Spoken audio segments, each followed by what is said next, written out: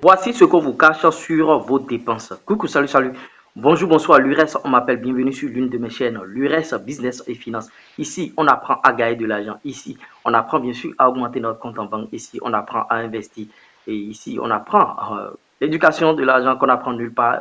Ça ne s'enseigne pas à l'école. Et vous voyez, c'est de ça il s'agira dans cette vidéo. Parce que vous voyez, par rapport à nos dépenses, on dépense tous les jours, matin, midi, soir, tous azimuts. On trouve des produits ici, on achète, on trouve des produits ici, on achète. Il y a une étude qui a été réalisée, bien sûr, et 25% des dépenses que nous faisons sont inutiles et 15% des dépenses que nous faisons sont facultatives. C'est-à-dire ce sont des dépenses qu'on pouvait laisser passer et 60% de nos dépenses sont indispensables, c'est-à-dire se loger, se vêtir comme les 5 besoins usuels. Et vous voyez. Par rapport à cette thématique, j'espère que vous allez aimer la vidéo et d'entrée de jeu déjà, j'aimerais vous demander de liker cette vidéo, de vous abonner et d'activer la cloche de notification. Je vais rentrer rapidement dans ce sujet qui est un peu délicat parce que tout ce que vous voyez aujourd'hui, même sur Internet, quand vous voyez quelque chose, on vous propose déjà des publicités à côté, on vous propose déjà des trucs avant. Je prends le cas des supermarchés. Avant d'installer, bien sûr, les supermarchés dans vos quartiers, il y a une étude de marché qui est faite. Quelle étude? Les gens vont me demander, mais qu'est-ce qui se passe? Les gens vérifient dans vos poubelles votre comportement alimentaire. Qu'est-ce que vous consommez d'habitude? Et vous allez croire que les gens sont fous. Vous allez voir, des gens sont devant votre portail en train de fouiller dans votre poubelle. Vous allez croire qu'ils sont en train de niaiser, qu'ils sont devenus fous. Non, ils sont en train de vérifier vos habitudes alimentaires. Après, ils iront rendre compte, ah, dans ce quartier, voilà ce que les ménages consomment beaucoup. Dans ce quartier, voilà ce que les ménages consomment beaucoup. Et on installe bien sûr le supermarché dans votre quartier et vous commencez par acheter, vous commencez par acheter.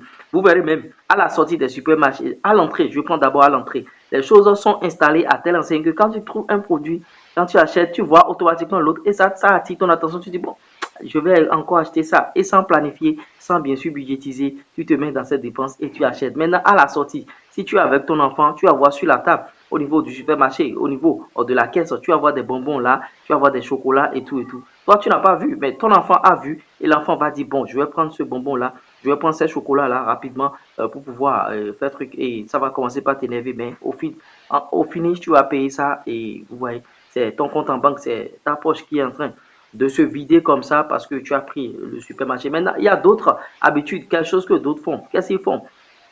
Quand vous achetez chez eux, ils s'arrangent à telle enseigne que vous n'ayez jamais la monnaie. Et quand vous n'avez pas la monnaie, qu'est-ce qu'ils font? Ils ont des chocolats à côté, des bonbons à côté, et ils vous poussent bien sûr à payer cela pour compenser bien sûr la monnaie que vous devez prendre. Ce sont des stratégies marketing, ce sont des stratégies pour que vous puissiez consommer, consommer, consommer, consommer, consommer. Et la même chose se reproduit actuellement sur le digital. Quand vous finissez, notamment par rapport au réseau social TikTok, quand vous finissez de consommer une vidéo, il y a une deuxième vidéo qui vous attend déjà, il y a une troisième vidéo qui vous attend déjà. L'algorithme a été conçu de cette manière-là et tu es consommateur, tu ne produis rien, tu es consommateur, tu consommes et après, ce sont des fins de mois difficiles, très très difficiles. Donc voilà un peu ce que les gens vous cachent par rapport à vos consommations, à la consommation usuelle que vous faites matin, midi, soir, ou bien bon, vous ne savez pas gérer vos pulsions. Quand tu trouves quelque chose là, sac Gucci, wow, tu achètes. Quand tu trouves sac Balenciaga, tu achètes. Alors que tu as déjà des sacs, tu as déjà beaucoup de choses. Si tu as déjà des objets, il ne sert à rien